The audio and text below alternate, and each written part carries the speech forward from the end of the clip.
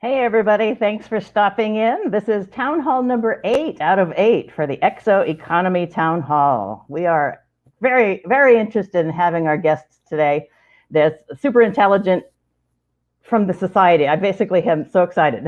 I have questions too, but you get to ask them from the studio. We've got live streaming going on, YouTube, Facebook, LinkedIn, and Twitter. Go catch us there, and we'll see you in a few. Let me introduce you to our host, Kent Langley. He's our COO and Chief Science Officer at OpenExO Inc. And he's the mastermind behind our blockchain, our ExO's token, and just cryptocurrency in general for society. Take it away, Kent. Oh my God. My introduction just keeps getting bigger. Yeah. For all of society. Fantastic. No pressure. No, thank you, Nikki. I'm really excited because today is the 8th installment where we sat down many weeks ago now and said, gosh, we should run an event series that really helps our own community and the broader community in the world know what we're up to at the ExO Economy, learn about crypto, learn about blockchains. And we didn't set out to just talk about the ExO Economy all day, every day. What we set out to do was really educate people. And Nikki, I think we've done that. And I want to give you kind of a sort of one of these virtual golf clap things and say thank you so much for organizing this. And I know there's a bunch of more people that have been instrumental in us getting through this 8-event series. I know that on my calendar, I'm kind of looking forward to not having one of these next week, at least for a little while. But it's been really great. So Nikki, thanks for that. Thank you. And I will go on to introduce what we're going to do today, who we've got coming, and maybe be joined by my guests for kicking off this thing in a few minutes. So here we go. So today's special, we actually have 2 guests today. We have Bryan Talebi, who's the CEO and founder of Ahura AI, which is a very exciting educational focused artificial intelligence company. And I hope we get a chance to get into that in a little bit after we have Bryan on. He talks about what he's doing in the world and some of the ways that that might touch our world. I think that could be really, really exciting for today. And then following that, we'll have Bryan on a panel.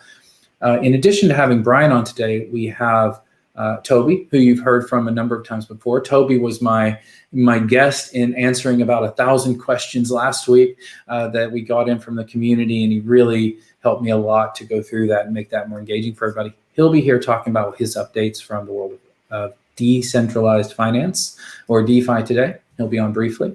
And we have Miguel Francis, who is the CEO and founder of The Future Is Now Media, who is working with us at the ExO Economy and with the ExO's token and ExO's blockchain on taking it forward into the world with his unique and incredible capability for storytelling. And so I couldn't be more excited to have all of those folks on today. So we've got an action-packed show. But just as sort of usual, one of the things I want to share first is I want to talk a little bit about how we kind of got here. You know, what is it? What is the point? How do we get to the eighth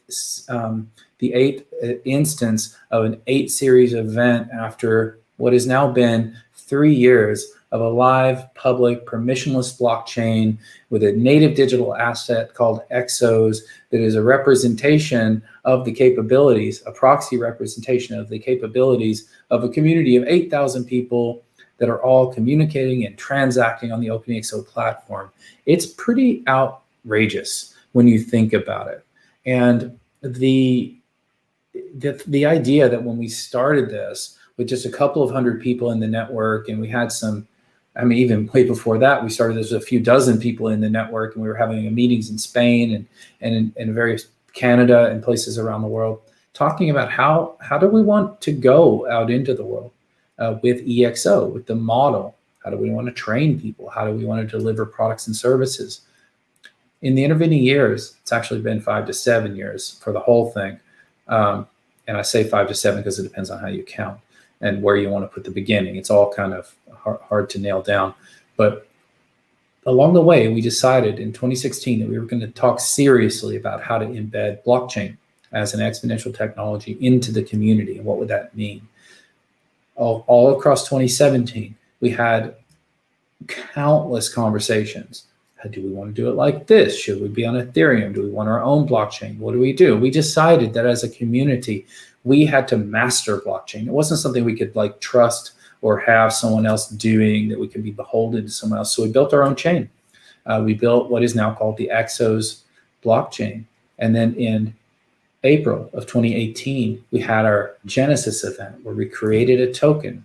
It was originally called CivX, actually. We changed the name of it later, same token, new name.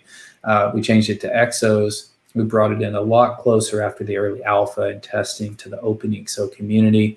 And all across the last 3 years, we've been focused heavily on how to get the tokens out into the community. And we've done so many different types of programs to do so. And these days, the community is reasonably well distributed throughout the OpenExO community, which was the primary goal. Not the whole world, but the OpenExO community. We're seeing massive increases in staking. We're seeing massive increases in uptake and utilization of the ExO's token in the marketplace. We're seeing engagement levels that are completely off the chart and new that we've never seen before. This is leading to a lot of support questions and things like that that we're happy to answer, but we've tried to now corral into a public forum called Discord so that we can be more responsive and the community can help the community grow the community. And that's where we are these days. We're actually at a point where we look like a very young DAO. We have created a situation where people are capable of exchanging products and services with one another in an open marketplace. We've launched APIs into that marketplace. Our blockchain client, ExO's Core, is actually an enterprise blockchain development platform. We have entire applications coming online against that API. I mean, I'll stop there because I could keep it going and going and going. I was on an incredibly inspirational call this morning. It's called ExO's Core. It's the weekly meeting that we have where the team showed their progress and how we're handling governance around continuing to distribute tokens out to the most deserving people and projects in the OpenExO community. And they've just leveled that up times 10 from where we started just a few weeks ago. And it goes and it goes and it goes. Our community, our economy as a global emerging economy is really taking on a life of its own. And it makes me really happy to see it. It makes me humbled to see it. And I am having to sort of feel like in a way, I feel like the child's leaving the house. But I couldn't be more proud to see that happening. And I can't wait to see what's next and support it. OpenExO as a company is a public benefit corporation. Well, the public benefit we push is to support the community of creators, impact makers, change makers that make up the OpenExO community. And again, there are almost 8,000 of them now. Something like 2,600 of them have trained themselves via self-service in the ExO Foundation's model. Almost 600 of them are now certified consultants. I don't remember the exact number of those that have gone on to become coaches to deliver ExO sprints, ExO fast tracks, and help us build the future types of those programs.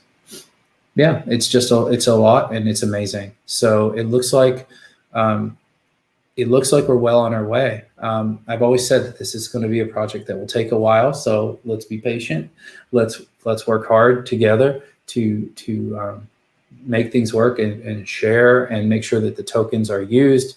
Because the number one thing we can do, I think I'm hearing that we might have Salim coming on. So Salim will have, oh, there you are. Hey. And so, hey, so just, I'll just give you the floor in a minute. I think you've got a few things you want to say today. So I was just saying that the OpenExO community, we're at this point where if we really want to see the OpenExO community as the ExO economy go out into the world, it's just time to spend and receive the tokens. The more we do that, the better it gets and the faster it'll get better. So that's exponential technology at its finest. I know you had some things you want to share today. So welcome to the show, Salim. Thanks for joining us. Tell us what's on your mind.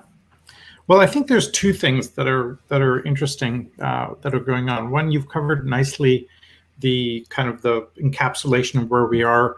We're moving towards becoming a DAO. I think there's kind of three things I'd like to mention. One is that for 7 years we've been building this ecosystem, which is now kind of coming out. This in the next few months will be our coming out party, and really show the world what we're trying to do.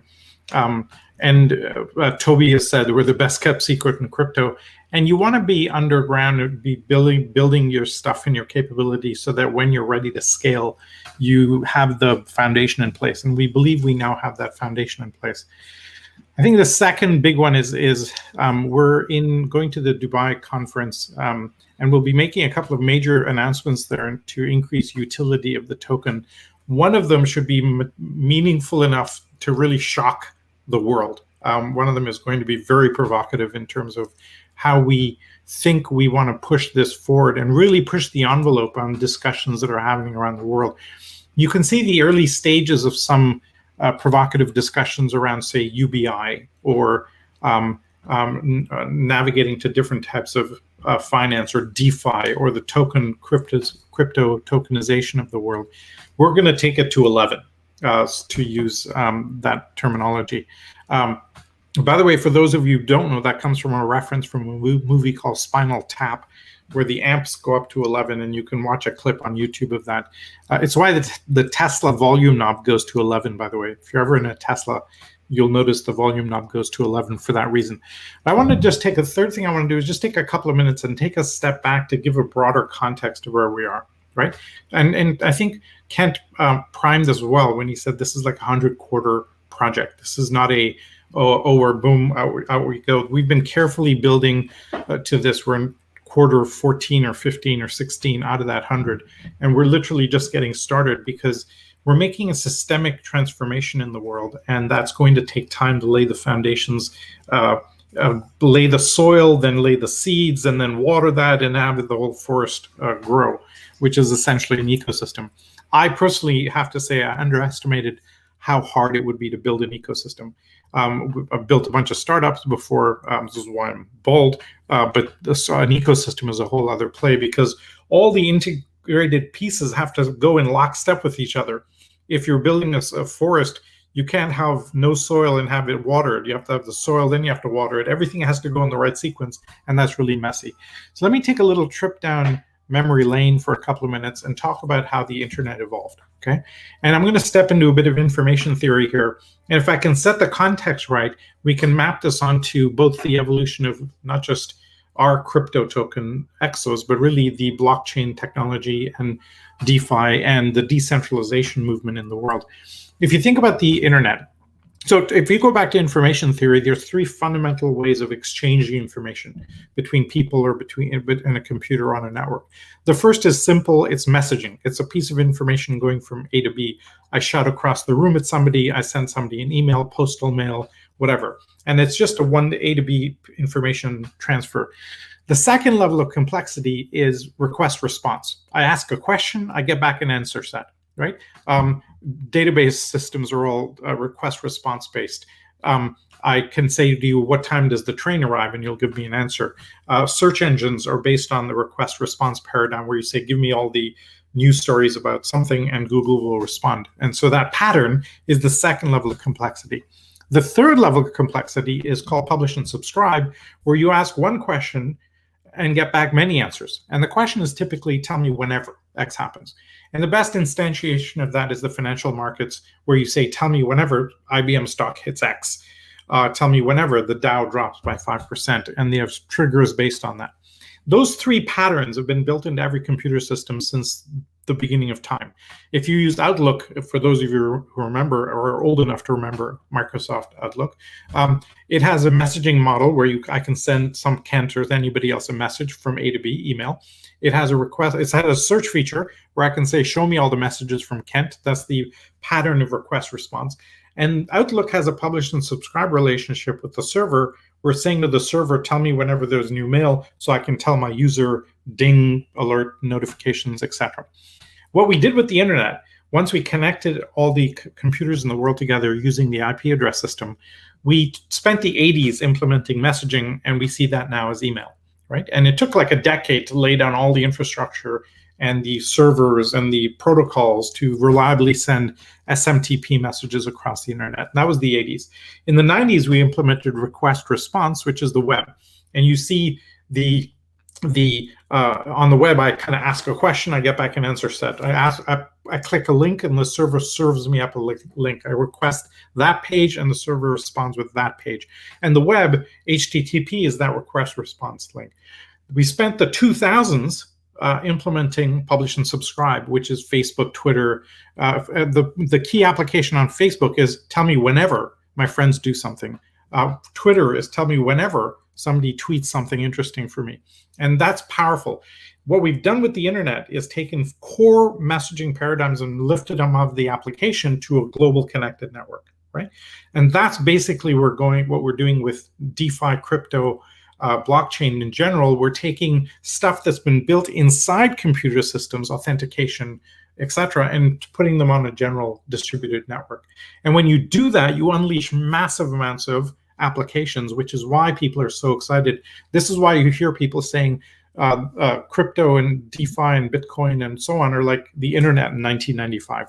We've just gotten started. We can see some really interesting things happening. It's going to take a while to lay down the infrastructure, all of the private smart contracts, the authentication models, the identity models, the currency models, the incentive models to really get going. So I just want to give people that kind of sense that we are in the beginnings of this overall decentralization world of a paradigm shift as big as the internet. In my opinion, it's like 1,000 times bigger than the internet, because the internet was an open communications paradigm where we've tried with great difficulty to secure transactions. Now we have the authentication, and blockchain is transactional, and most of the world runs on transactions. So that becomes really powerful to this. I just wanted to set that context.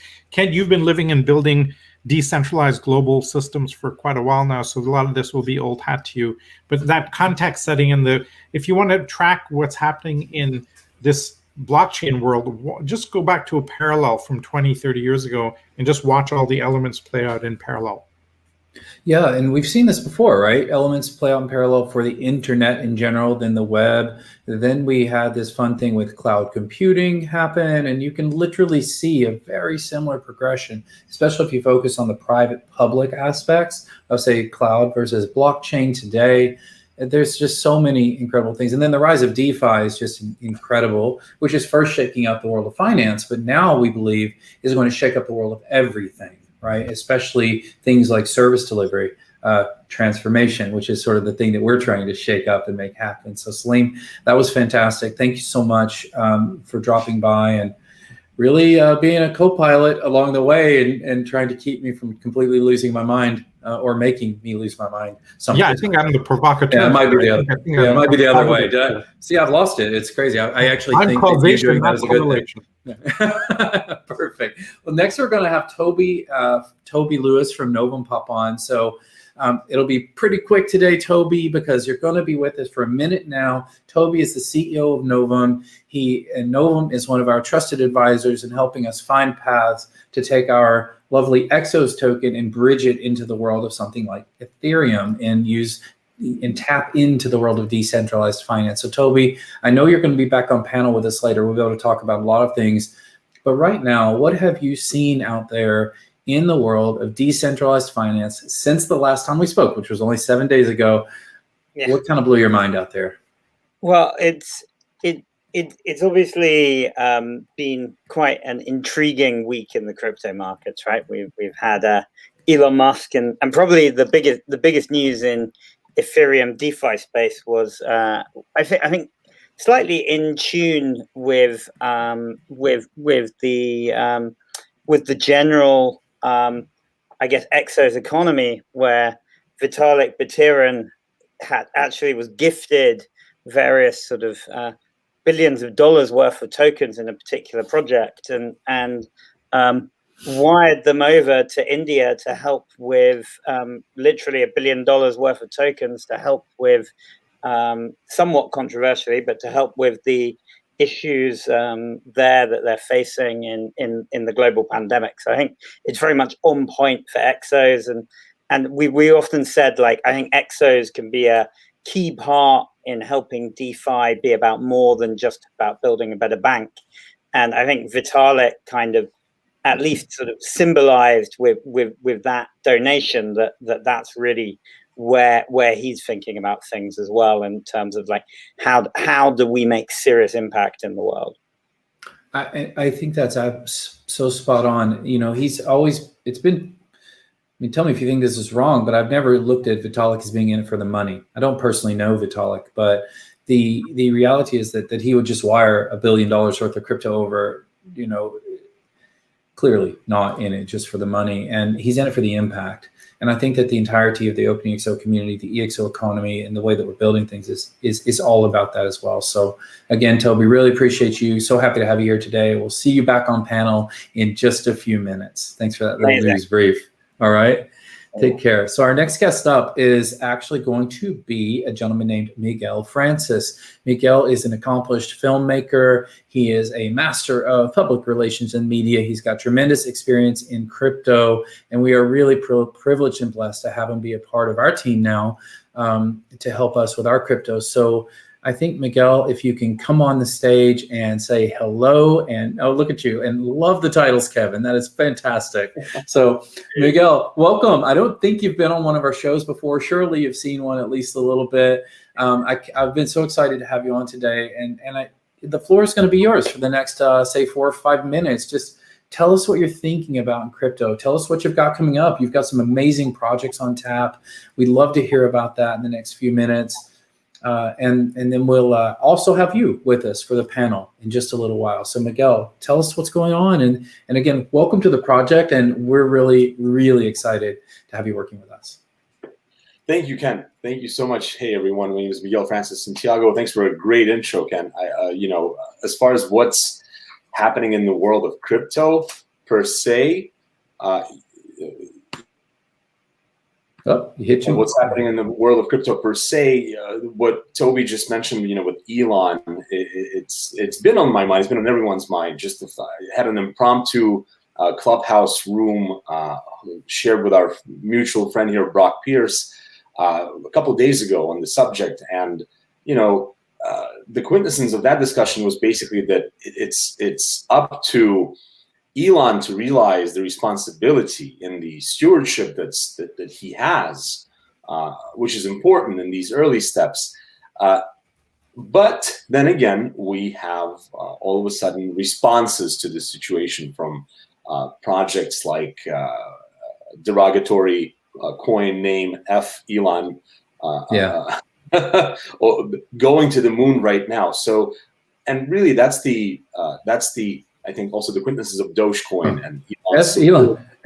Elon is felon. Oh, uh-oh. Right. The concept of things like Doge is really that we the people, we the ants, have the power to point our finger at something and say, this will have value. And I think that's the most amazing exponential feature of the decentralized concept, is that we can give anything we want, even if it doesn't have a utility. In the case of Doge, for example, value. And what's amazing about the ExO economy and what you guys are building, and I'm happy to have recently come in from the you know, image making and PR side. What I think is great is that there's a plethora of experience and a plethora of use cases that comes into play. And as all of a sudden a decentralized ecosystem is built based upon the sharing of knowledge, skills, and also really the distribution of services across the planet, which is one of the things that I found exciting about ExO Economy in particular, is you have a map with people all over the world that are accepting EXOs and that are giving back to the community their knowledge, their service, their skill. That's what's amazing about your journey, sort of going kind of top down into crypto, you know, from an experience of traditional exponential technology building, and then going down into these woods of crypto now. That's exciting because that brings value, because that actually brings a utility, and the community is there to point the finger and say this has value. So that's what's great about ExO. But I think more companies like this coming into the market will allow us to secede from this pump and dump and this uncertainty and FUD type of a situation, because it's still there. And the case with Elon truly proves it. As BTC is down 20%, that's a serious reaction to FUD, which essentially was simply done by one tweet. And what else is exciting on the map of the world of crypto? Well, there's Dubai is really exciting right now. There's at least 3 major events happening at the end of this month. Myself and Salim will be present at least one of them at AIBC Summit in Dubai. So if anyone is in Dubai and is interested in a conversation, potentially sharing some thoughts, we're going to be there. So that's exciting, and I'm looking very much forward to that. Awesome. And then, of course, our PR, that we will have first exciting news coming out as far as the ExO economy and the development of this particular ecosystem at the end of this month as well. So look forward to that as well at google.com. Well, Toby, the gentleman that was on just before you, one of the first things he ever said to us after he got a feel for our world, right, what we're doing at OpenExO with the ExO Economy, he goes, I think you guys might be the best kept secret in crypto. And now, Miguel, you're here to make sure that's certainly not true anymore, right? Well, yeah. What's great is that there's so much interoperability that can be facilitated, and I'm so happy that today we also have an amazing gentleman with us from the world of AI. Yep.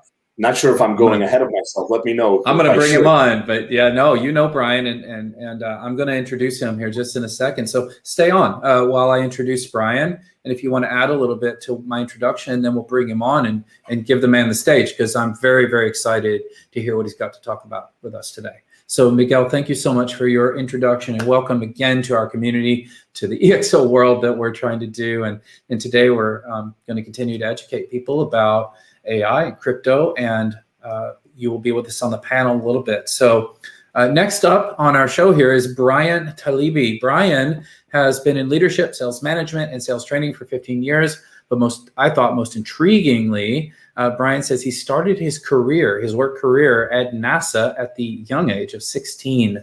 He's currently the head of a company called Ahura AI, and he's going to talk to us a little bit about not first what he's doing exactly at Ahura. We will get to that.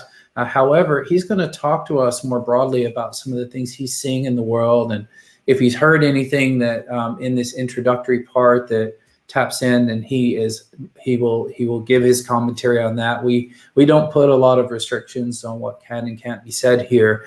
As long as you're not breaking any laws, it's great. So Bryan, let's get you up here on stage, and welcome, Bryan, to OpenExO. Thank you for having me. It's great to be here. Awesome. And you've changed venue since I last spoke to you. And again, you are impeccably dressed, and you just look so ready for the show. So can't wait to get you going here. Now, Bryan, you're the head of a very interesting AI company called Ahura AI, but that's not what you're going to talk to us first about. What are you going to talk to us about today, Bryan? Yeah, absolutely. So first of all, I want to say thank you to Miguel as well for introducing, and he was at my Oasis Mastermind a little while ago. Thank you for having me. I'm very excited about what ExO is doing and all the changes that are happening in the DeFi space.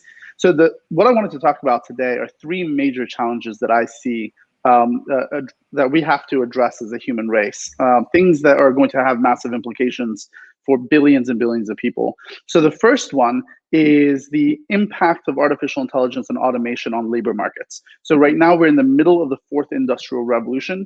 And according to McKinsey, we're going to lose somewhere between 400 to 800 million jobs internationally. And that's jobs that are going to be replaced by AI and automation, which means those folks have to be retrained for new jobs. The second big challenge is this massive increase in inequality.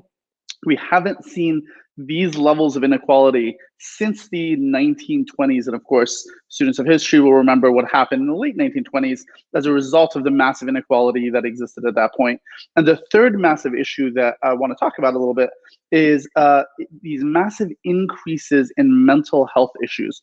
So there's been over a 300% increase in clinical depression, a massive spike in clinical anxiety, a massive spike in suicidal ideation amongst populations all over the world, but especially for younger people. And so these are three massive issues that I think we have to address. And there's a lot of resources to address them, but at the end of the day, the human race has to come together, technologists, investors, entrepreneurs, business leaders, and those with resources to actually address those. So I'm going to talk about each of these in order. So the first one, the fourth industrial revolution. So this has happened before, right? We've had 3 industrial revolutions throughout history. And each time we as a human race have figured out how to invent new jobs for people to do. The difference, though, is in the previous industrial revolutions, we had 1 to 2 generations to retrain the population to take on those new jobs. So farmers didn't have to themselves learn how to work in factories, but their kids and their grandkids did, right? And factory workers didn't have to learn how to work in offices and do cognitive labor, but their kids and their grandkids did, and so on and so forth. This time around, unfortunately, we have 5 to 10 years. So who are these 400 to 800 million people who are going to be displaced by technological innovation? So first of all, there are warehouse workers, right? So as I'm sure many of your audience has already seen, Boston Dynamics just released a robot that's driven by AI that works in warehouses to do all the work that warehouse workers used to do. Now, of course, they don't unionize, as we saw a battle with Amazon over that. They don't have to go to the bathroom. They don't show up late or fail to show up to work ever. They don't sexually harass their coworkers. They don't have to take vacations, and they work 24 hours a day. And so you have 1 million warehouse workers just in the United States alone that suddenly have to be retrained for new jobs. Self-driving cars. Of course, we've seen what Tesla is doing with self-driving cars. Waymo is has already rolled out in several cities. So this is coming down the pike. There's Coors had some of their trucks driven by self-driving cars or self-driving trucks all the way across the country. And this is several years ago. And so truck drivers are the most popular job in 34 states in the United States. That's a massive number of jobs. And of course, you take in Uber drivers, taxi drivers, and so forth. Then you take into account office workers, fast food workers, retail employees, and so forth. You're looking at a massive cohort of people who never went to college, barely made it through high school, and haven't been upskilled in over several decades. So it's not realistic to suggest that these folks who didn't make it through the traditional education system, that didn't work for them to be put back into the same type of education that we've had for 150 years that hasn't been disrupted by technology, and expect it to work out.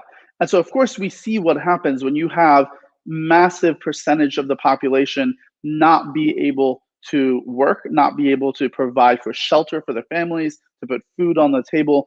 You have to deal with civil unrest, war, and things like that, which are, of course, not very pleasant. So that's one of the things that we have to solve for. At Ahura AI, we're trying to solve for that, but we can get into that later. The second major issue that I wanted to talk about here is the massive issues with inequality. And I've had a number of conversations with Andrew Yang about this. Of course, Andrew famously ran for president under the idea of universal basic income. Of course, we all know the data, right? Over 40% of the United States population can't afford a surprise $400 cost that they have to address. And so when you have these massive issues around inequality, when you have so many people that can barely pay for their just living, you have some issues. There's been studies that show that, you know, if any of you, the people in the audience, wonder why it appears as though the human population is getting dumber, it's because they are.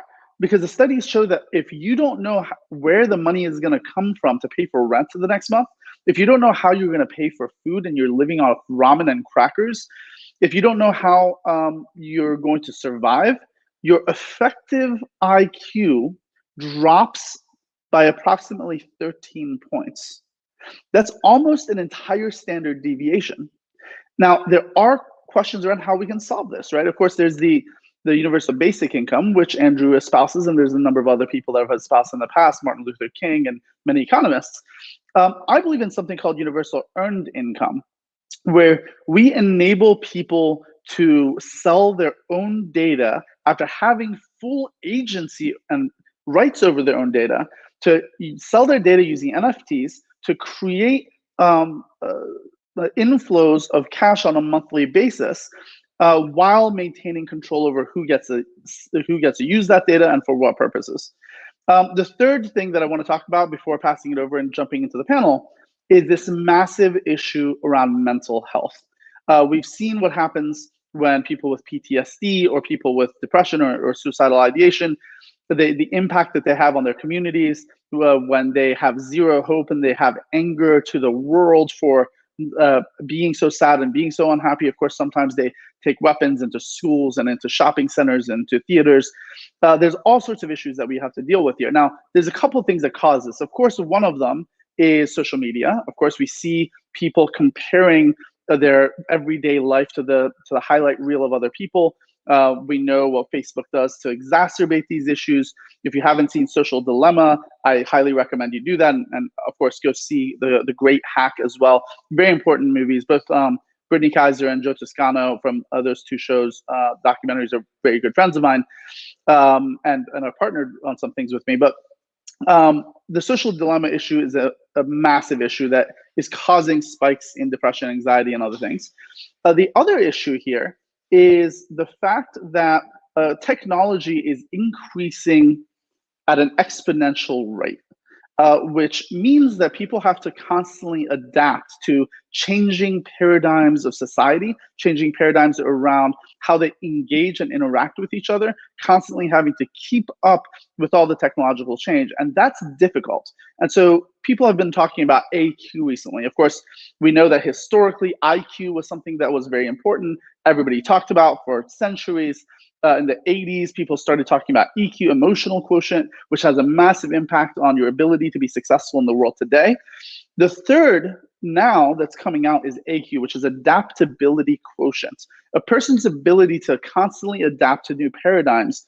And that's difficult. That's something we have to train people for, we have to get people prepared for, and we have to use technology to enable people to deal with mental health issues without all these pharmaceuticals like SSRIs and others that have massive implications, massive side effects, and so forth. So those are the big three issues that I think we have to solve for if we want to address all of the SDGs, the global grand challenges, and ultimately be able to be healthy as a human race. But I'm going to pause here, and I'm happy to discuss them a little bit more around some of the things that we're doing to try to solve those things during the panel. You're muted, Kent.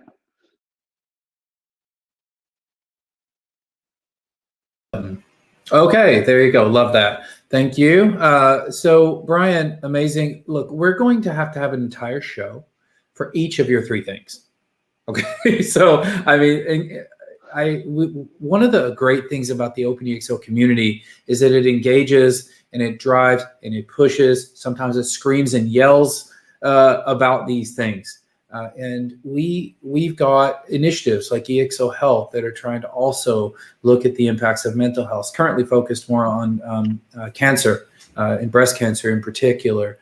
We actually don't know if you're engaged or involved, but we ran an experiment through our community to do AQ tests for members of the OpenExO community to see if they had a higher propensity for higher AQs, because we thought they should. So I think I'm still waiting for the results of that particular experiment, but I look forward to seeing it because I believe that members of our community and entrepreneurs in general would you say that as well? They tend to have a higher sort of AQ as they go. I took the tests for a new AQ, and it certainly was interesting and reminds me of taking things like Strength Finder or Colby-A, but it's a whole different set of skills. And it also leans toward those soft skills when you talk about replacement workers, retraining. Wow, I mean, you need to get your AQ up. You need to get your soft skills in line because you might have to go learn something at the age of 35, 45, or 55 that you never did before, right? And Absolutely. yeah. So let's talk about your company briefly, Ahura. Sure. So you're building artificially intelligent agents. Can they help people make that transition? Yeah, that's exactly right. And you're absolutely right, Kent. People in tech and people in the crypto space naturally have a higher adaptability quotient than some others. That's part of the reason we're in this space.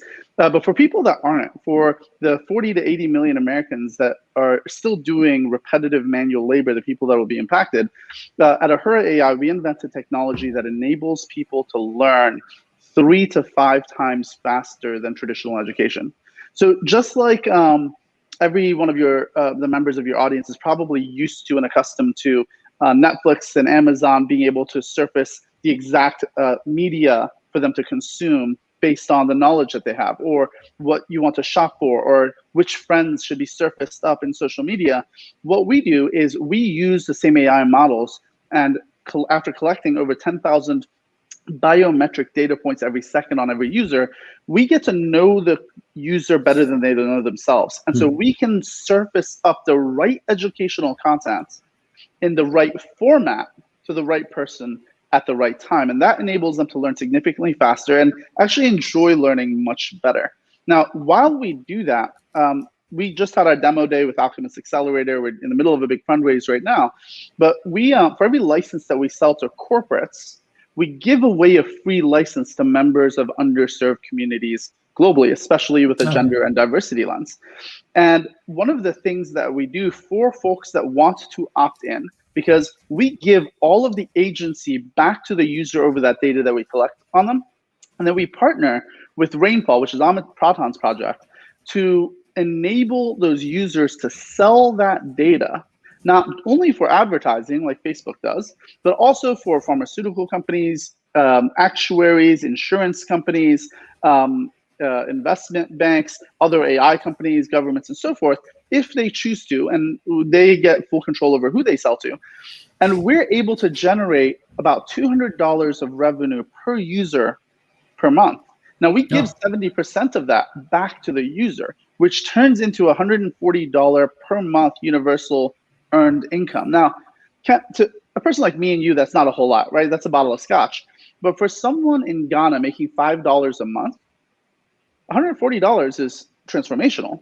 For someone in a refugee camp like I was when I was younger, making $1 a month, $140 can radically transform their lives.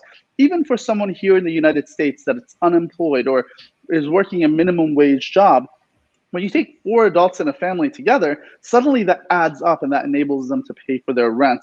They can have a little bit more freedom knowing that at least they won't be homeless.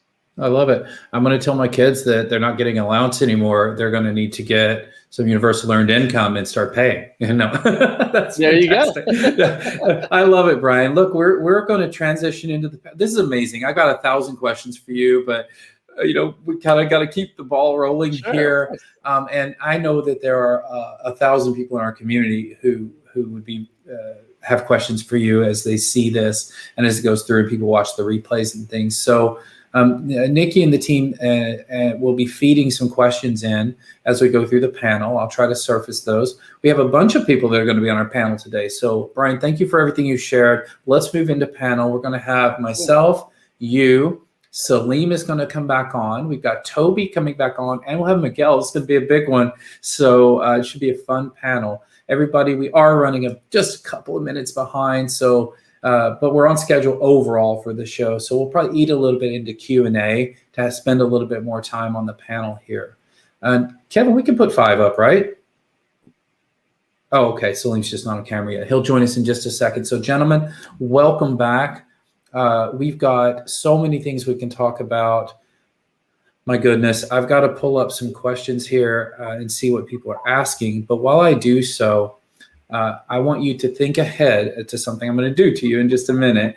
I like these panels to be really interactive, almost roundtable style. So there may be a point where I'll say, hey, would you like to ask the panel anything? And that'll be your chance to interview all of us. Okay, so it's not going to be just me like facilitating and picking off the questions and things, but we'll be able to do that to one another. So Bryan, you talked to us a little bit about Ahura, your company, and how this intelligent this artificial intelligent agent is bringing together the capability of something that you're calling universal earned income, which I think is brilliant.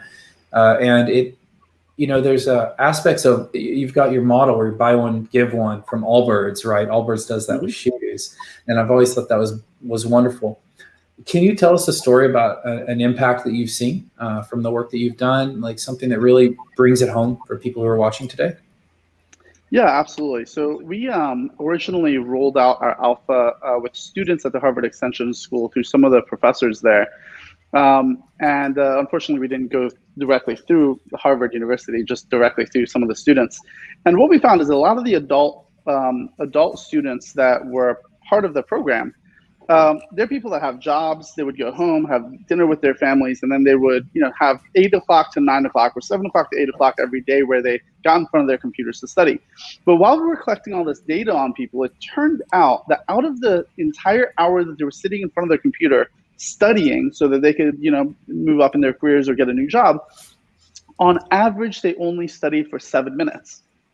The rest of the time, they went on Facebook and Instagram and Reddit and YouTube and Pornhub and all sorts of things, even though that little light was on and they knew they were being watched, which to me was really fascinating, because you can imagine the conversation that happens at the end of the semester with their significant others where they say, oh, I don't understand why I failed this class. I studied every day for an hour. I was so diligent. And of course, we know that ultimately, if you're constantly being distracted, you're not actually studying.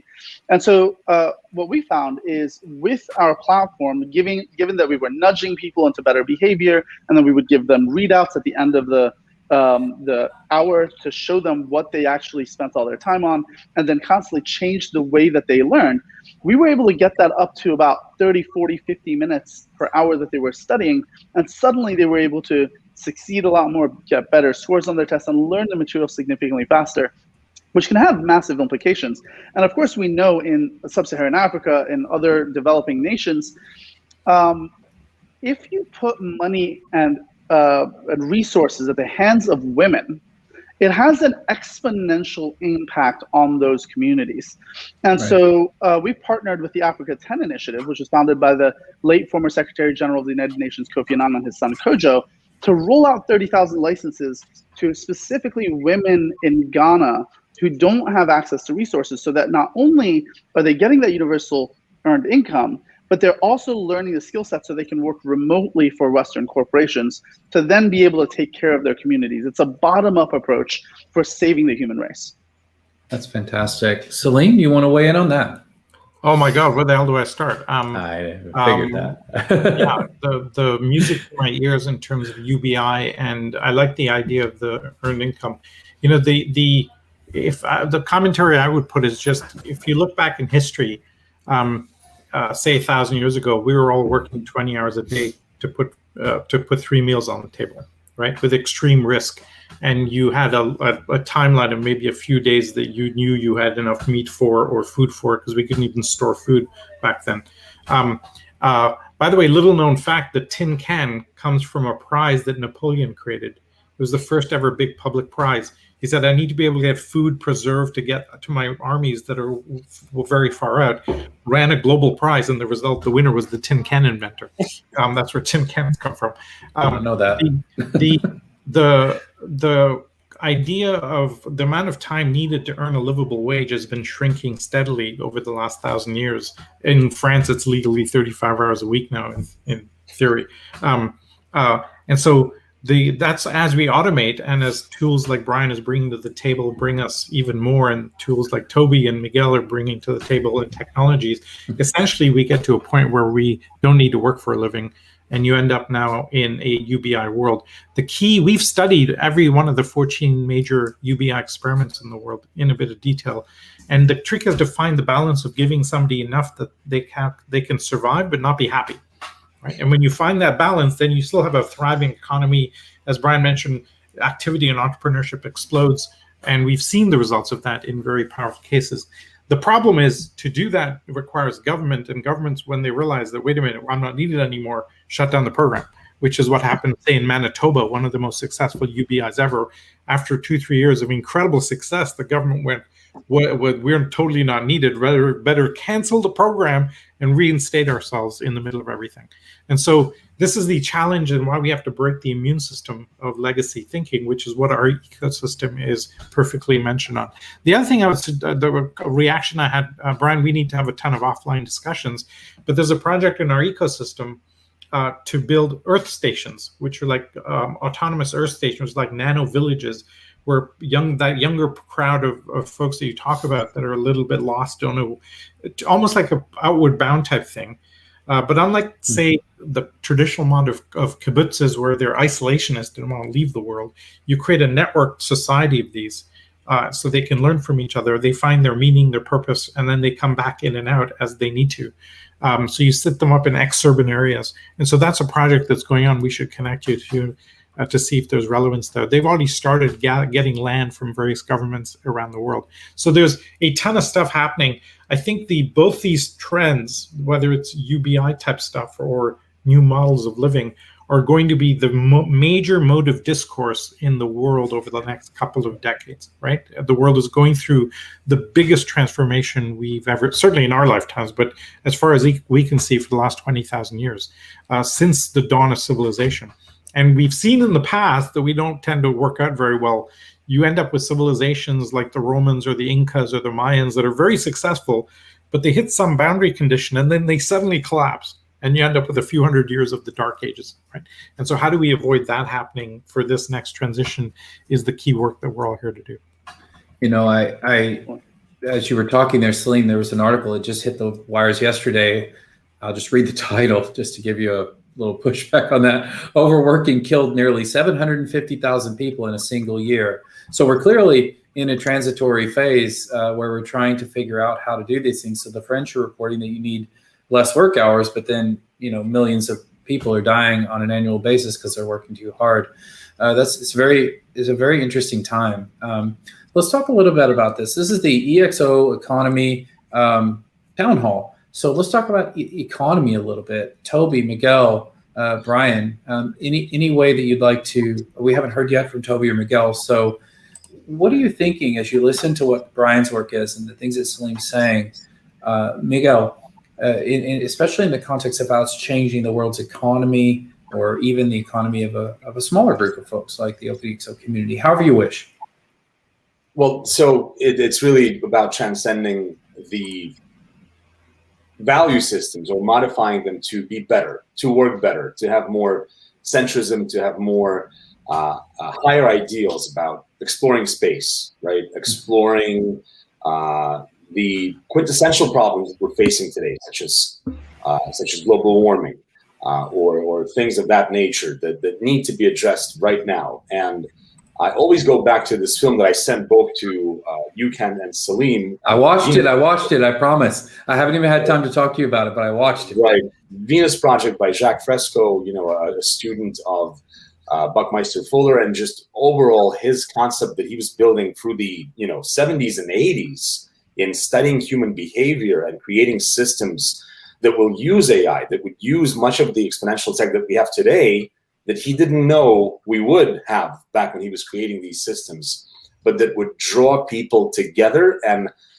provide living, provide housing, clothing, provide tools within these smart cities that are in unison and harmony with nature, and really to get people to explore space. So I feel that what's great about this is that what Salim spoke about as far as the EIC, myself and Irina Lichtfield, who was here on the previous town hall, I believe, we're doing something similar called the Global Autonomous Network. And this is, I already spoke to Jackie, there's a lot of synergy between these things, because we're essentially, as Irina is doing with Ara City, building essentially a blockchain pilot town, 60 miles outside of Austin, Texas, showcasing that you could house people together from the industries of emerging tech, blockchain, AI, have it perhaps even tokenized with its own economy, and then you have people focused on really developing this exponential growth, developing strategies and coming together in a way that will create change in the world and show a live example of that as this micro autonomous nation or micro autonomous community. And the Global Autonomous Network is really, it's a LinkedIn type of a thing that will connect these innovators together. And that's why I think there's so much synergy among everyone present in this panel. Is what I feel amazing about this, that we are able to come together to actually move forward and move these systems forward. And what's great about the ExO economy in this regard is that it facilitates a platform to come together as well, and then get into an already established network of innovators all over the world that are using ExO tokens and that are creating change by again sharing experience, knowledge, and services in coming together. And so where I come in is with another main thing that we have on the table that I feel needs to be addressed is the narrative, is the media, and you guys know this as well. Bryan knows this as well. The Netflix documentary that we finally got a green light from the distribution team behind many great works at that network, hopefully will facilitate a 90-minute feature film that we're able to take to the masses and actually inspire minds, because it's great to have this conversation here now among the community and get more people pulled. But as Bryan mentioned, having that media on demand that every average person and 110 million households in the US alone that are ready to and connected to Netflix to be able to get media that will perhaps expand their scope of thinking. That is what needs to be done, because currently, unfortunately, a lot of the media and the narrative space in the world of information is a controlled soft power weapon. It just is. So let's face it. And I'm not denying that what I'm talking about essentially is that as well, but it is the good propaganda that hopefully will help people come together, get inspired, and create change. So just wanted to end with that and say that I think there's so much synergy among this room of titans here. So it's great to be a part of this change. You know, my favorite thing is this, not just us here on the stage. It's also, there's like thousands, and you've got lots of people, Bryan, you've lots of people, OpenExO has lots of people. There's this peer-to-peer mesh that's forming up that's going to be able to drive this change. It's incredible. Toby, let's talk about money a little bit. You heard maybe we could put some tokens in there. Maybe the ExO economy can be part of this.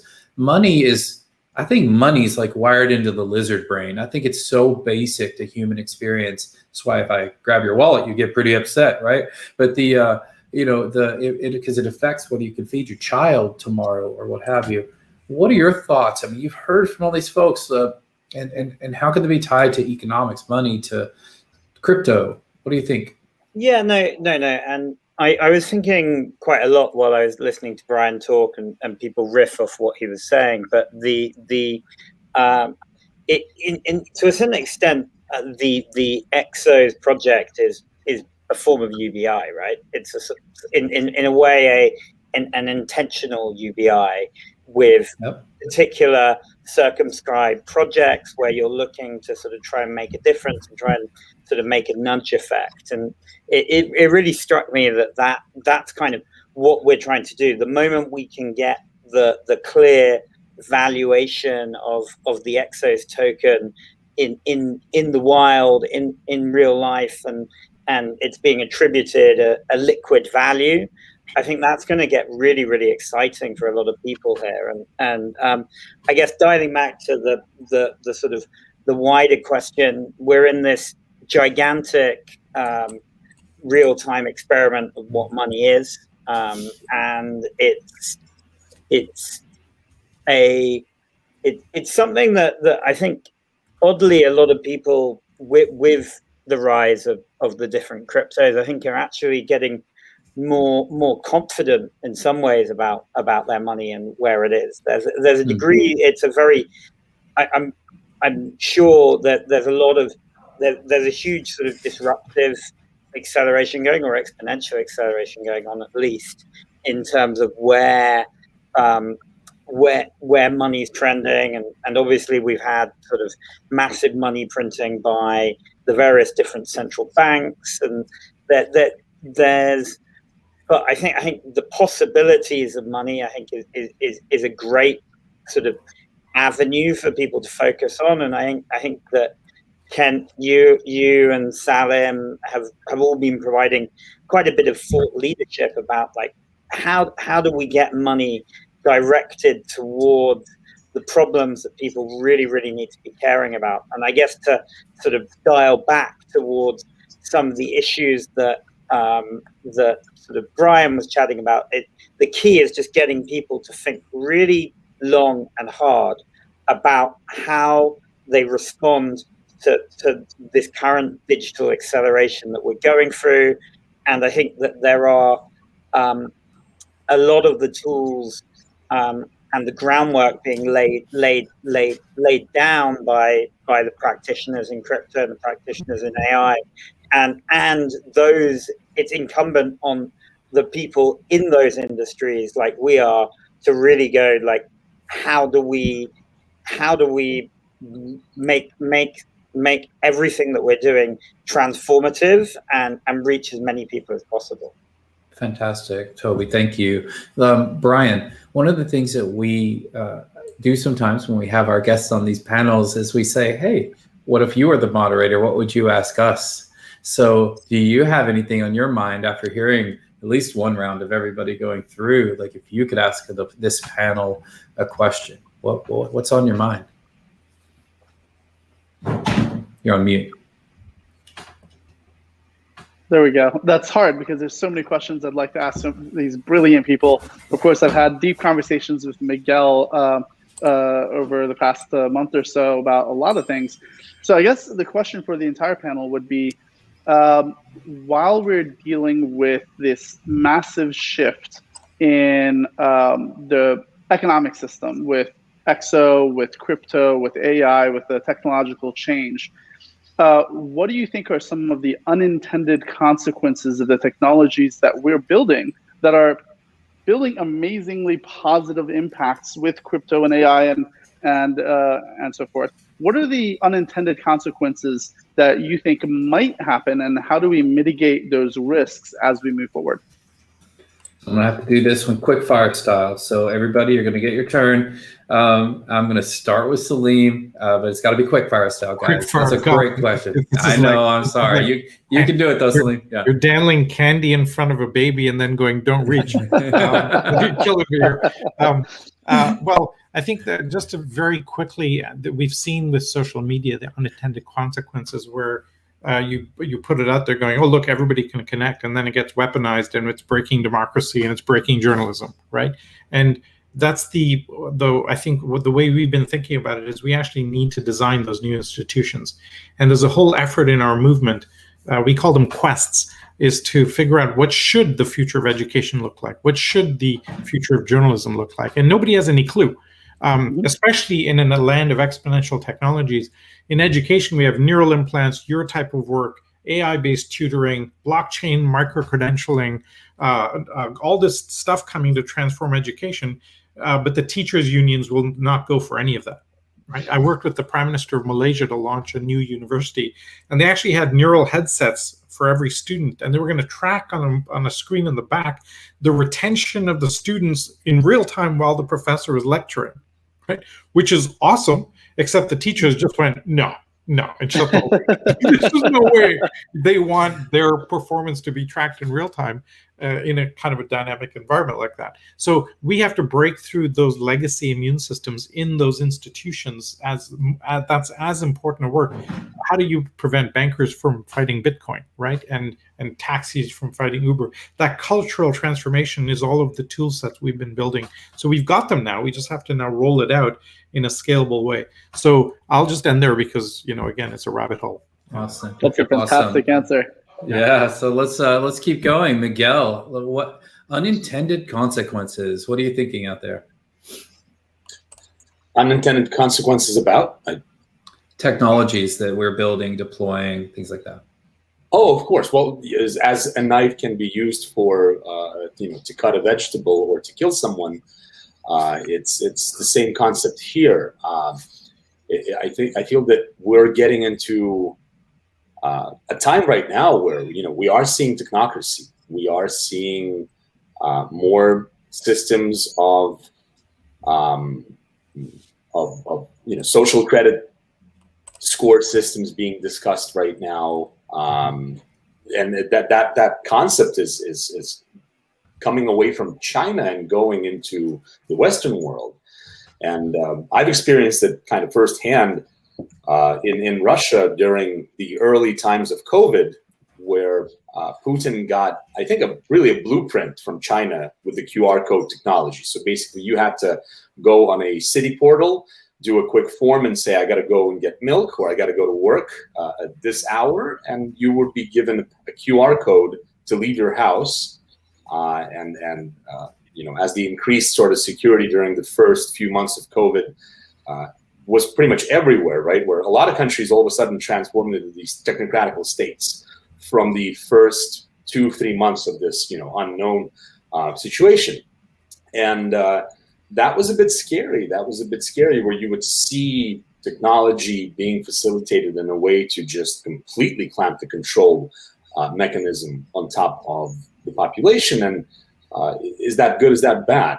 So we're getting into a time right now where I think it's going to be up to truly innovators of the future that have integrity, honesty, and that really understand that we have to explore concepts such as empowering people, such as enabling people, not really clamping them down, right? Giving them the chance to expand their, as we mentioned earlier, scope of perception, reality, aspiration, and truly try to get people off world. I think that's the goal. We were destined to explore space and go to the stars. Actually, we had a lot of great discussion about that at Bryan's Oasis in Vegas.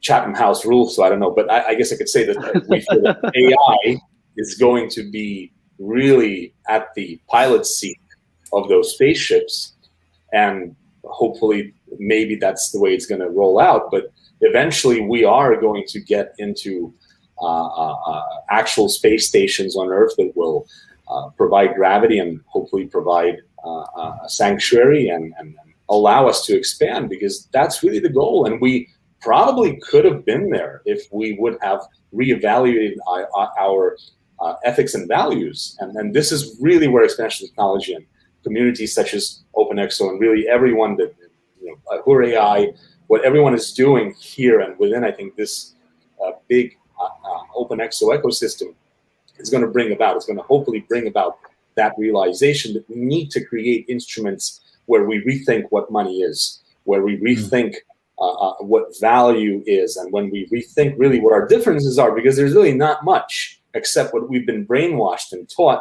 by these systems in place that have been narratively shaping us from a young age. And so as we come together in the light of progress, technology, and hope for a better tomorrow, hopefully we're able to break through some of these technocratical events as well that are happening.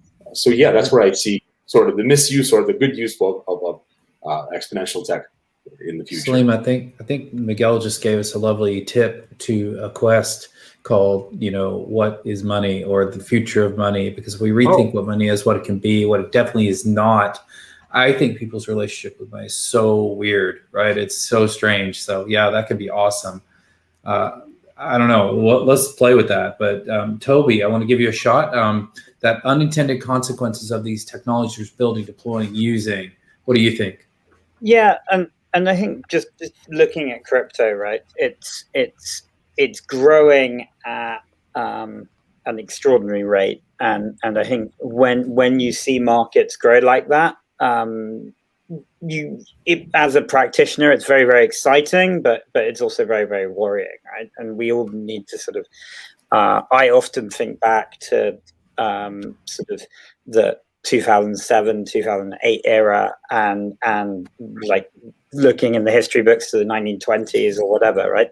And I think it is like the way financial markets tend to operate is there are many panics and crashes, right? So there are and I think there is definitely going to be some form of creative destruction wreaked out of this current crypto boom. And everyone who was in the last crypto boom also saw that. I know the ExO's economy was being formed during that time as well. And I think it's incumbent on us to encourage everyone involved in these kind of markets to be thinking about like classic financial diversification, ways to protect yourselves. Don't become too, don't get caught up in the froth and the excitement, but start planning about where these things are going. And then for the practitioners who are actually building stuff, it's not like it shouldn't be meet the new boss, same as the old boss. We're not out here to create CDOs and CDSs, and we can take some sort of lessons and some interesting improvements from the old world of finance. But I think it's absolutely critical that people in the crypto industry and the AI industry I view as very, very, very complementary to that crypto industry, and it's kind of interlinking the whole time, right? So essentially what needs to be done is firmament to try and protect some of the euphoria that we see in this industry, and try and get it in a bit more of a grounded, educated sense. I think ExO has got a good part to play in that as well. I will add my 2 cents just briefly. I think one of the unintended consequences, we just shut people down. They break. And this can cause, frankly, a Luddite movement that, could actually succeed. And that would be a big setback. It's not a world war type setback. It's just, it would be a thing. And I say this from having now for several years trying to, frankly, teach thousands and thousands of people about crypto and seeing how they respond.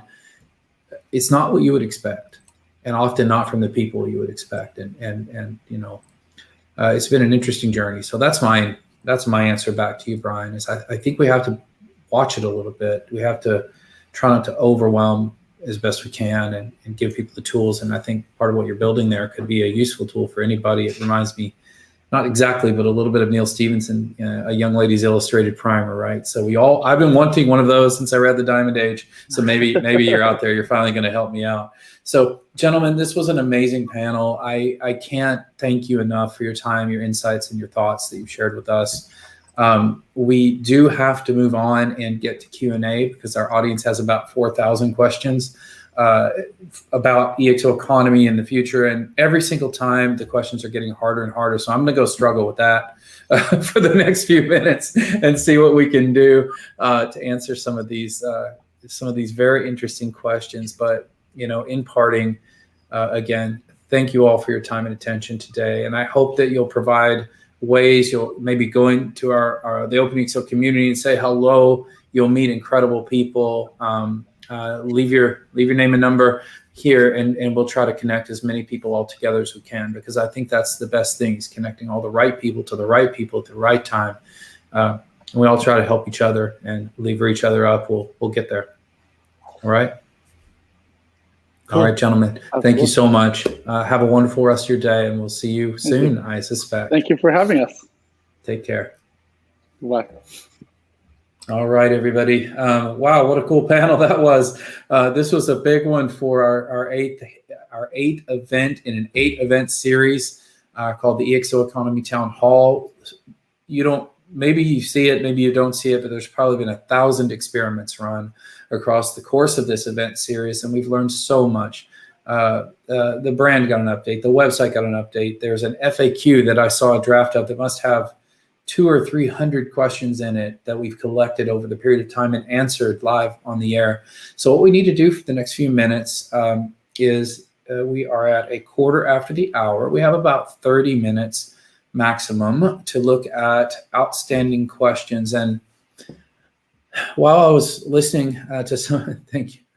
While I was listening to the panels, I was looking at these, and I'm not necessarily going to answer some of these ones that are sort of the we get a lot of the same questions again and again, and we will be addressing those. Just because you asked it now and it's been answered later doesn't mean it's not important, but we're going to be putting those things into the FAQ, and we'll touch on those for you. So please don't be too upset if you think it was a pretty straightforward question and we didn't get to it. It might just mean that we've done it before. But I'm going to try to tackle some of the harder ones. All right, so here's a tough one, and I really like this one though. Can you walk us through what you, and look, when somebody says you, they're not necessarily just asking me. They mean ExO Economy, the team, and everybody. I'll do my best to front for that. So can you walk us through what you expect to change with the OpenExO community and EXO in general after we transition fully to a DAO?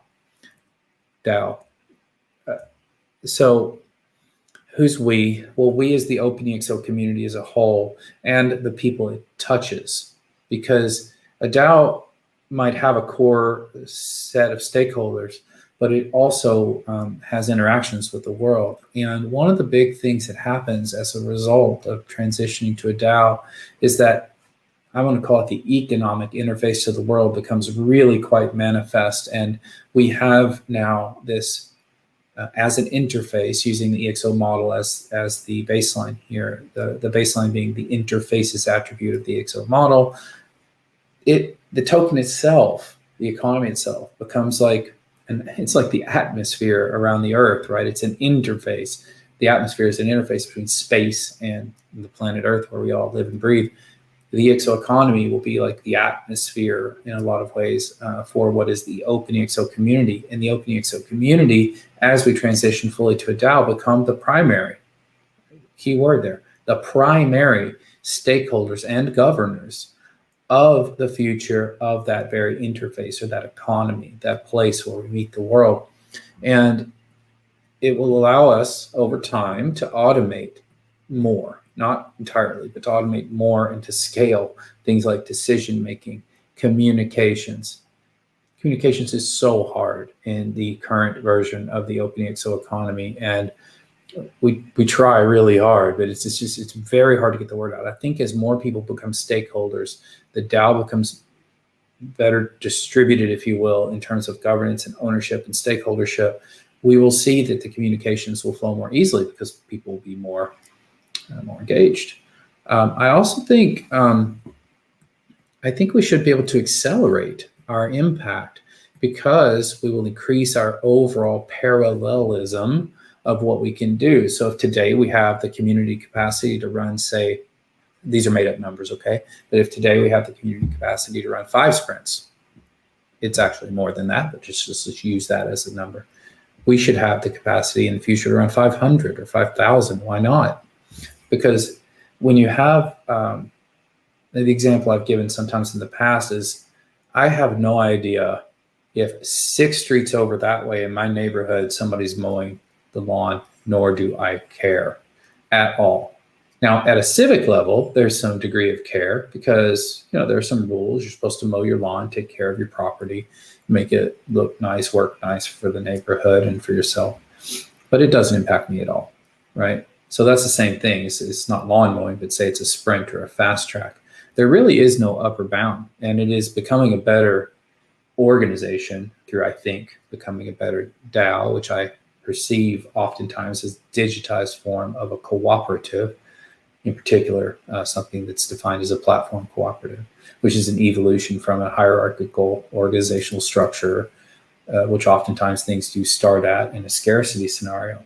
So down the line, this should enable a move away from scarcity, a move away from hierarchical decision-making to distributed decision-making that actually works and doesn't get stuck because of things like consensus, where we can have massive parallelization of workflow for transformation services at a global, maybe interplanetary scale. If we actually get to Mars or back to the moon, that'd be great. So there's a relatively big answer for a big question, but I'm super excited to see how it evolves. And I actually believe it's primarily emergent. We cannot necessarily even predict what it's going to look like, but we can certainly try to make the next best step that we can see collectively to get there. So I hope that helps with whomever answered that question. It's an amazing question. You really should come to the Tuesday morning, 8 a.m. Pacific time meetings if you're asking a question like that, because that's where it's being born in terms of that future. All right. Oh, there's another DAO question. Let's see what this one is. Did I answer it? No, I did answer that, so that's good. I'm not doing that one again. Here's a common question, so I will touch on this one. Can I exchange EXOs, EXOs being the native digital asset, cryptocurrency, token, pick the word you like, of the EXOs blockchain, the EXOs blockchain being the proof of stake network that holds the native digital asset or currency of the EXO economy, which is the, think of it as the gross economic activities of the OpenExO community. When we'll be able to exchange EXOs for fiat? No, can I exchange EXOs into fiat? Well, you know, funny enough, there are ways to do that today. You could go sell it to your friend or something like that, but that's private, right? That's something that you can do. However, what you're talking about is more like what you see on Coinbase or Binance or any of these global exchanges. And the reality is that there are two types of, okay, the short answer is yes, you can in private markets. No, you can't in public markets. Full stop, but I would like to explain a little further. Because then the next logical question is, well, when will that happen? And I get that question every single day of my life. So the when it will happen is we're taking those steps now. You met Toby on the show here earlier. Toby is helping us find our path to our first forms of what we think of as public liquidity, where the token will be listed on an exchange. Well, there are two types of exchanges. There are decentralized exchanges and there are centralized exchanges. Our first steps are toward decentralized exchanges. So we're moving in that direction. How are we doing that? Well, we're taking our native digital asset EXOs and we're producing a copy. No, copy is the wrong word. We're producing a version of it that lives on Ethereum. It's called a wrapped token. That's the term for that. That token is an ERC20 native token, and then it will be able to trade. It'll be called WEXOs, little w, capital EXOS. It will be able to trade on decentralized exchanges that are part of the Ethereum network of decentralized exchanges, like Uniswap, which is what we're after to start. So that'll be the first time that you could find a path to take EXOs all the way to, say, dollars or euros. Now, you know, if everybody in the community were to rush out and do that day one, assuming there was sufficient liquidity in the pool, that would be terrible. I would encourage you not to do that. Why would you want to crash your own economy? But we do and are putting rails, support rails in place to make sure that we take a gradual on-ramp to decentralized listings where people can find liquidity for other forms of currency like dollars or euros in the question, or Bitcoin or Ethereum, right? So, because it's important that we do this in a reasonably measured way. But that's just step one. That's just step one, Ethereum, Uniswap, WEXOs. Step two is probably more of those DEXs, and we're looking at several. The next step could be bridging to other blockchains. So what if we bridge to Binance? What if we bridge to EOS? What if we bridge to, I mean, gosh, I'm just picking things out of the air, but you can bridge to anything. That's what's pretty cool about having your own blockchain. It's your choice. Now, those are still all decentralized exchanges. What people really mean when they ask me this question is, when are you going to be on Coinbase? Well, to be on Coinbase, you have to hit a very specific, very high bar of capabilities and metrics.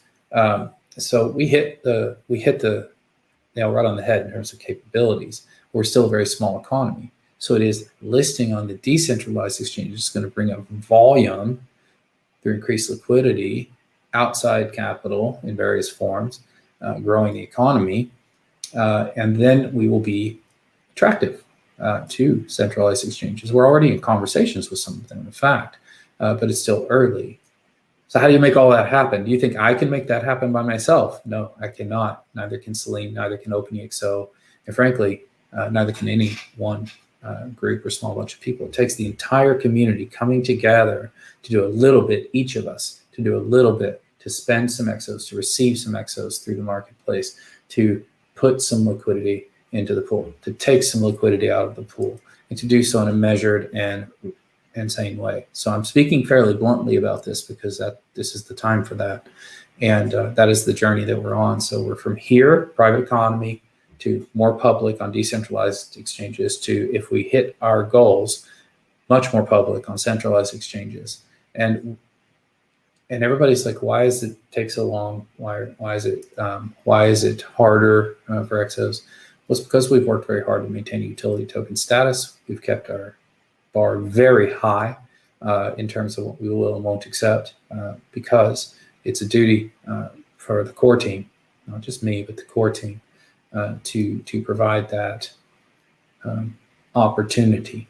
It really is an opportunity, that possibility to the community to create its own global economy with its own digital native asset that's similar to the economics of Bitcoin or Ethereum as proof of work, or even Doge if you wish. But we actually have real utility. This is what we did first. So big, long answer to a fairly simple question, but that's because it's not a simple question. And it's taking years to get here, and it'll take some more time to get to there. But man, we're working really hard. And so if you'd like to help that be true, send EXOs, receive EXOs, however you like. Join the ExO Economy course so you can pitch in and help. We do need more hands. We need more help. This is a community effort, period. There's really no other way to look at it. Time check. Okay, let's see. All right, I'll do this one. Okay, that's a funny one.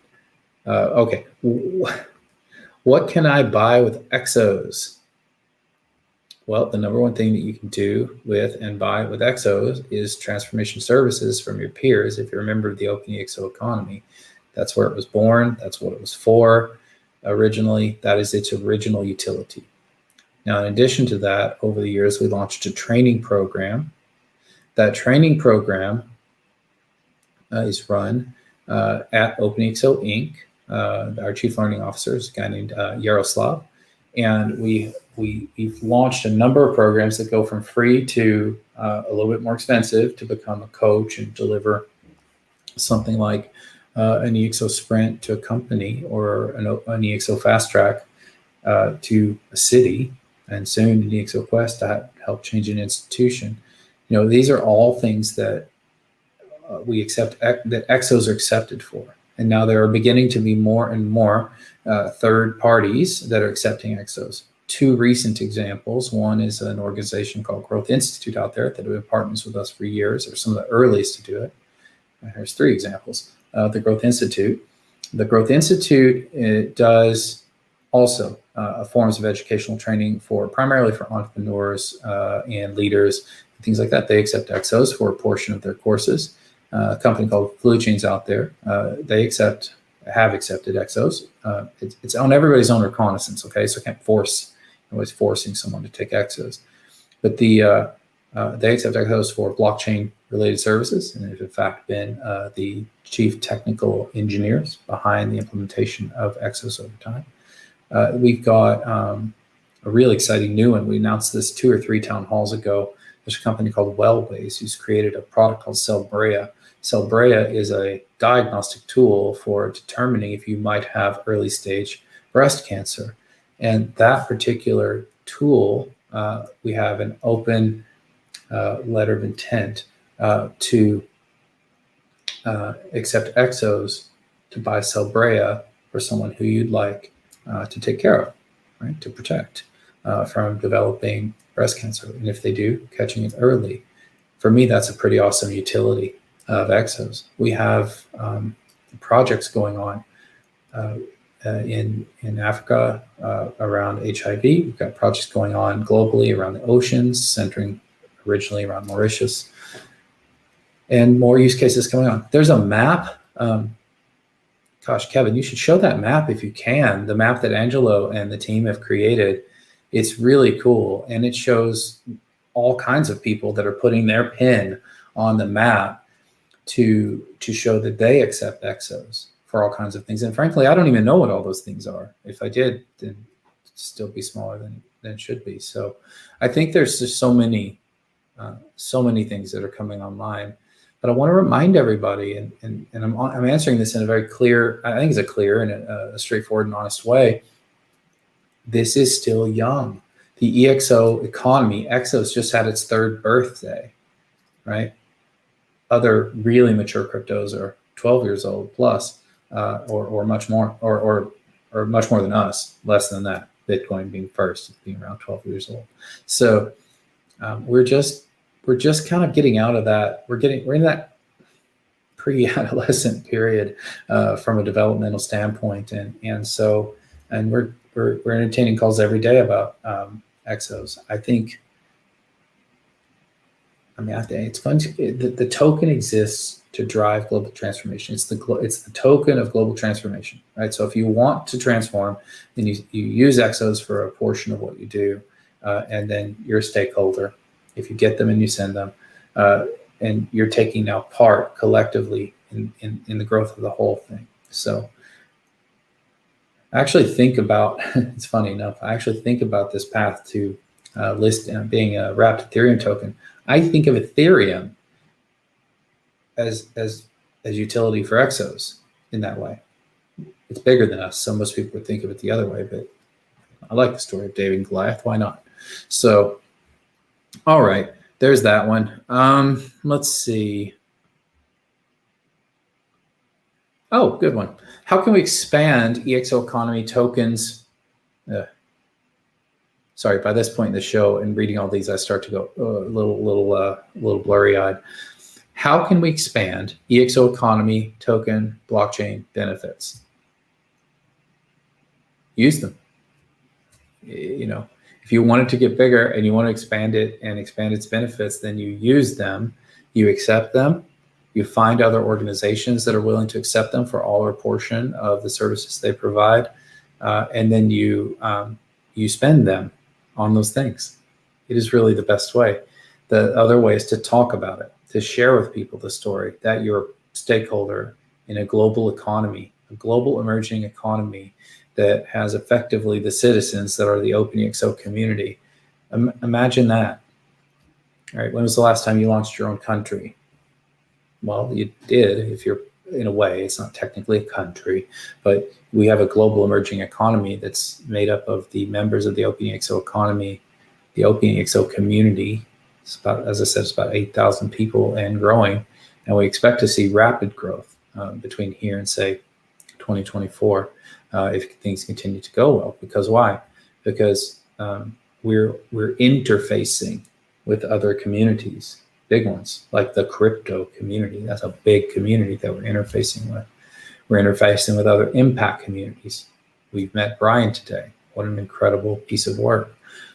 We are interfacing, we've already been interfacing with other communities like BOMA Global, who are doing incredible stuff, like Singularity University, that are doing amazing stuff. And historically, X Prize, this is the way it works. So we continue that, right? We mesh, and this is not about who controls who owns who. This is just about working together.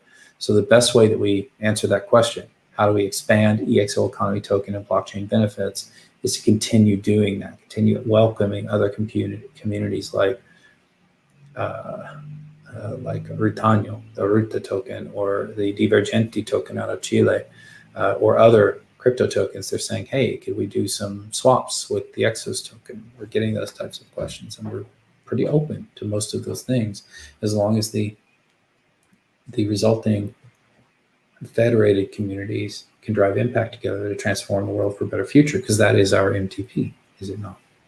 So there's that. Let's see. Okay. Let's see. Why does this feel like the 1999 .com bubble? Well, I lived that one pretty deep in the weeds. Around 1999, I was sleeping in data centers and building out large compute farms for something called Tech Republic, and data centers are cold, if you don't know, at night. But the reality is that it probably feels like that because there's just so much media buzz and push, but it's not like the .com bubble, in my opinion. because it's its own thing. You don't have, they're just not apples and apples. Now, for me, it feels a bit inflated at times because there's just so much rhetoric. But at the end of the day, what matters is, are we building value? Right? Is value increasing? And do we have a good path forward for increasing value to the stakeholders over time of the economy and its ability to deliver impact, and the members of that economy to actually do that? So I think it feels like the dot-com bubble because it's hot, right? There's a lot of media coverage. You've got very powerful people running around saying controversial things. You've got wild swings in valuations. So much money coming into the space. 6 or 7 days ago, an enormous announcement came out of the EOS folks, and I'm not going to opine one way or the other on that, but for the moment. But the reality is that those types of enormous, what is that? They had almost $10 billion worth of Bitcoin, 100 million US dollars, and 20 million EOS going into back the launch of a new exchange. Right? You've got valuations of NFTs have been at times off the chart just because some people say the word or the acronym NFTs. So I don't know. There's just a lot of fluff around all of that. But let's stay focused, right? Let's stay focused on value creation, and it doesn't matter as much, right? Make sure we're aiming a little bit further down past the bubble, if there even is a bubble. I'm not sure. So it's just normal. it's just things do this, right? And when things are young like this, even though Bitcoin itself is more than 10 years old now, most of these types of technological revolutions unfold over up to 30 years. So we've still got ways to go. Okay. I answered that. Oh, here's an interesting one. I'm just going to read it verbatim. Where are we at? Let me do a quick time check. Team, we will run 3 more minutes on Q&A. So I'll probably have time for one more here, and then we'll pull out we'll pull out of the Q&A and go into the next bits where Nikki's going to talk a little bit about what we've done over the last 8 weeks, a little bit about what we're going to talk about next, and go on with that. So I think it's important to get onto that. So this question, regulation is my main question. We need clear and easy rules. Who's going to step up? Well, I'm happy to say that with some of the work that's been coming out of the SEC, particularly the April 13th Safe Harbor 2.0 guidance that was given by Hester Pierce, we're starting to see the U.S. step up. We've seen other countries step up, especially Switzerland, for example, with all of the work that's gone on there. There's a lot of global foundations in crypto headquartered there as a result, Ethereum being one example.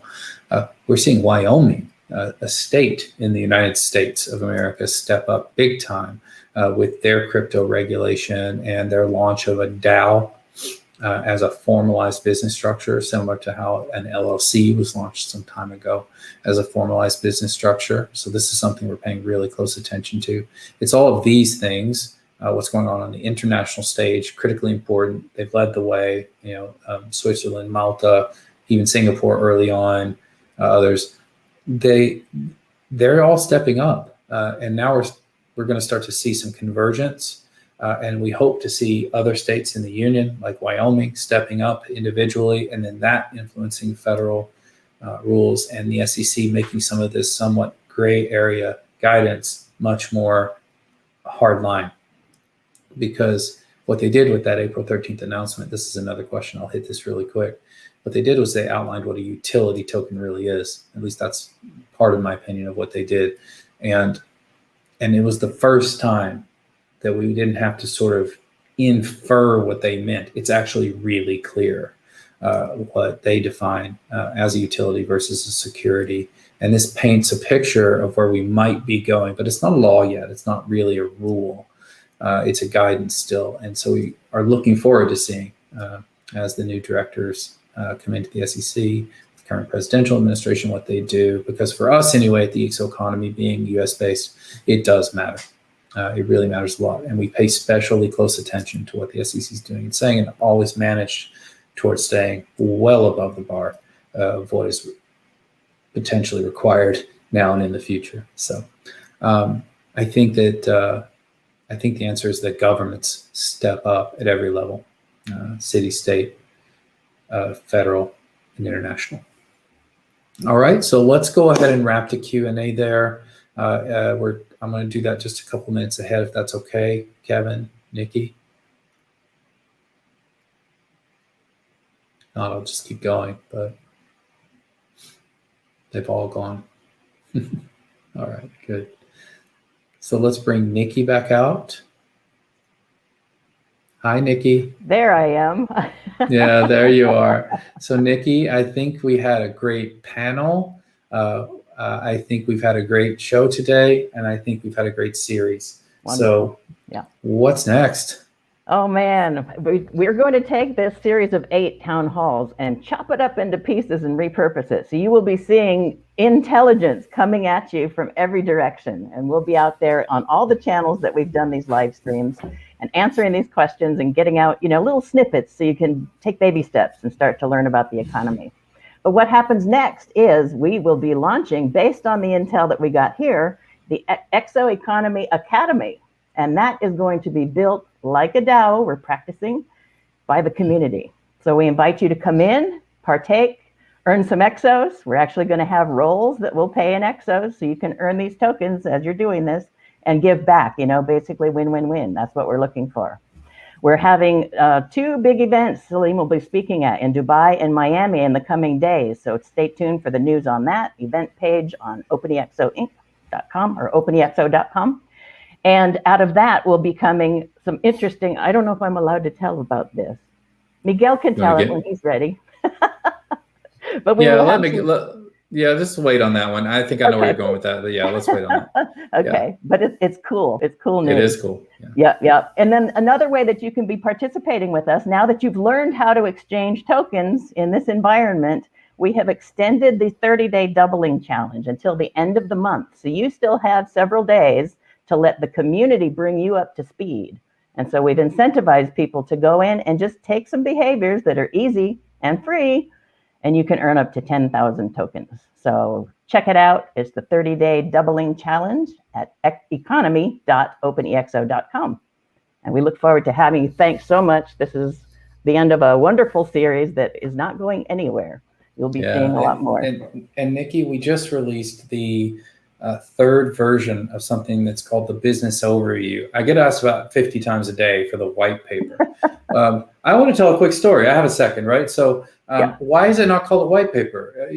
I do get asked this from time to time. And if you look back at how the white papers developed, it's not that I'm against white papers. I think they're great, but it just didn't seem necessary for us to make an overly scientific publication when really we just need to explain in business speak what we're doing here in a way that people can read and absorb. So now, look, when you dig deep into sort of the staking mechanics, the tokenomics, we can make something that's completely impenetrable and technical. So I just decided, I made that decision like many years ago now to call it a business overview, because I wanted people to understand that this is where crypto meets business and vice versa. And we're doing it to drive impact. So happily, we just released version 3.0 of the ExO Economy Business Overview. You'll find it at economy.openexo.com. There's a link there. And it's best to just go to the webpage and scroll down just a tiny bit and you'll find it. I think there's a button that you can click and it'll take you right to the PDF. Following that, it's like 67 pages, okay? So following that, we're going to produce a version. I think we're close. I think we're close. Called the light paper.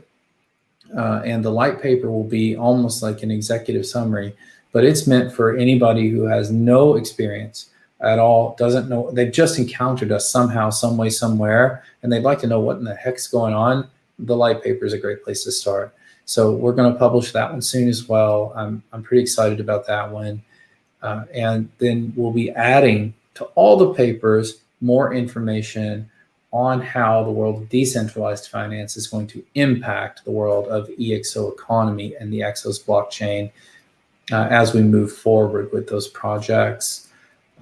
And I have some continued requests for more information on what people are calling tokenomics, which are really just economic analysis that involve the tokens. And so we'll just keep adding, right, to the paper and to the things over time and to the FAQs.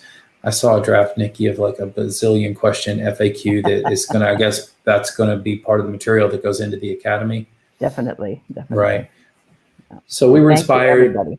Yeah, we were inspired by the Binance Academy. And so we're taking cue from a really nice project and trying to do that for our own community as well. So, and we didn't get to show it, but you really should find and put the link to the map that the team has created that shows all the different places in the world where people are doing things with and for Exos. I love that map. It's really great.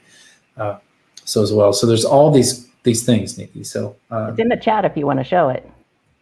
The map. Oh, I don't know. Let me see. Which chat? The right here in StreamYard. Okay. I'm scrolling back. I don't see it. There are a lot of posts here. Oh, yeah. Let me see. Is it under comments? Let me find it again. It was in the public chat. Business overview. Oh, I see. I wasn't looking at this. Oh. So no, I've been looking at the private chat. Oh, here it is. Okay, I found it. This is the use cases. So let me bring that up. I'll try to do it. I'll have to share my screen. So do we have time to do this right now, Nikki? We do. Okay. 3 minutes. Okay, 3 minutes. Okay, got it. View. Okay, maps. All right, I'm going to try to share my screen. Let's see what happens. This is the part where the computer just like seizes up and explodes. Okay, so.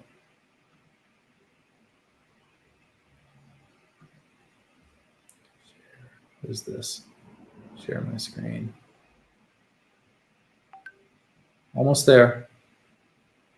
Window. There's a lot of steps. Okay, here we go. Share.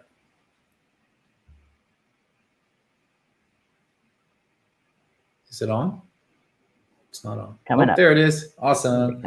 Okay, so this map, this project led by Angelo and the team, what they've been doing is everywhere that you see a dot on the map is what we think of as an ExO success story. And there's a whole list of them here on the right. So Nikki, there's you. So Nikki, as a success story is, there you are, and doing a number of things. And so this is where Nikki, who has done a lot of things for the ExO Economy and does some things for Exos, is posted on the map. So if you wanted to find some blockchain developers, who are these folks? Oh, okay. So we've got Fluid Chains showing up there in Florida. If you want to know more about some of the stuff that's going up in Boston, Eric is also our ExO Economy project coordinator, and he has a company called Boston ExO. And Boston ExO accepts Exos. This is a good answer to that earlier question. Boston ExO accepts Exos for their programs. So come here, check out this map. Here's the one I mentioned over in Southern Africa, where they're working to assist with HIV response in Namibia. And it goes on and on. I mean, I could just keep clicking and clicking and clicking.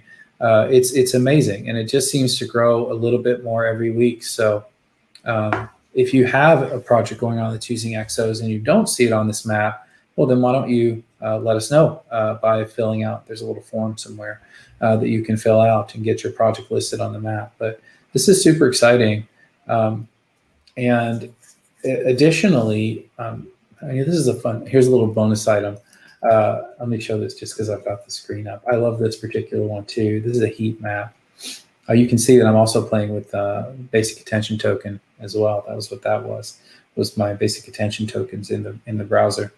But this is called the heat map. This shows everywhere in the world that someone is using Exos to stake the network. So staking for us is like mining. It's a low energy use for those out there who are watching the environment and the climate. It's a low energy use form of mining for cryptocurrency called proof of stake. And over the last 5 days, these green dots show you everywhere in the world that someone has put their tokens into the wallet and used them to stake the network. If we go back in just a little bit more time, we're starting to see a pretty dramatic uptake of staking activity around the world as more and more people get EXOs into their EXO's core wallet. So if I go back in time, you say, and look over the last 30 days, what you would notice if it pops up is that the map is a lot more green. Our network is somewhat mobile, even during times of COVID. So I'll stop there, but what you're actually looking at there is the EXO's blockchain data center, which is a crazy idea. If you know anything about data centers, you know that they can be expensive to run and require an awful lot of power. Not ours, not to do this. It's fully distributed, it's a blockchain, and it's probably running on Raspberry Pis and people's laptops and spare computers and things like that. But it powers a global cryptographic currency that operates on a blockchain that's being used to transform the world for a better future. What a cool thing that is. So I'll stop there. All right, we're good. I thank everybody for coming. We have a lot to come after, and it just keeps growing. And with your help, it'll be done in the right way. Thank you so much. Thanks, Kent. All right, you're welcome. Take care, everybody. The exponential. Bye.